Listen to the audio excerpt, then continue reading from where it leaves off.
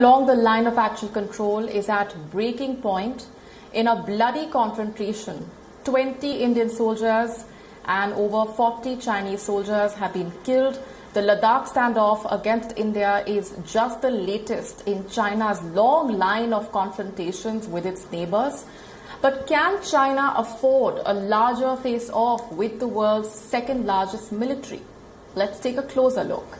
After the deadly clash on the night of 15 June, both India and China have rushed additional troops and heavy equipment to the front lines, preparing for the worst.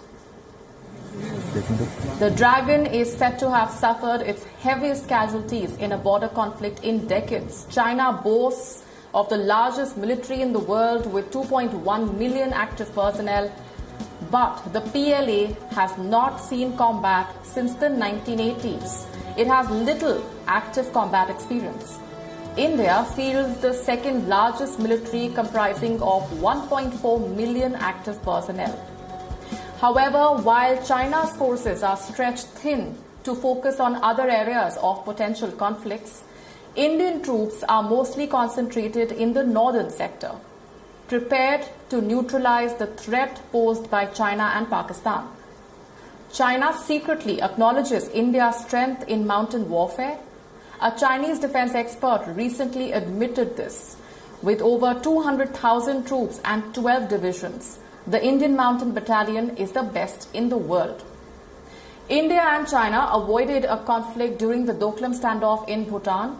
Beijing repeatedly advocates the One China policy. It bullies and harasses the world against acknowledging Taiwan, which it considers as one of its provinces. China's imposition of national security law on Hong Kong has drawn global condemnation. China has virtually abandoned Hong Kong's one country, two systems policy. In response, the global economic powers have refused to accept China's unilateral actions and the change in status quo. The Dragon has been bullying and harassing its smaller and weaker neighbors in the South China Sea. Taiwan, Vietnam, the Philippines, Indonesia, Malaysia, Brunei have all been victims of Chinese aggression. Tensions are also on the edge between China and Japan. The old rivals are still locked in a standoff over 8 uninhabited islands in the East China Sea. China has also conducted one of the most severe human rights violations in modern history. Between 1 to 1.5 million ethnic Uyghur Muslims have been sent to detention centers in western Xinjiang region. America's State Department has accused China of subjecting Muslims to torture and abuse.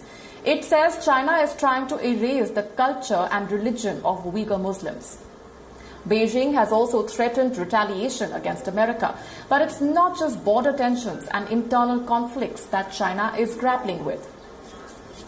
The US-China trade war for global economic supremacy is going on.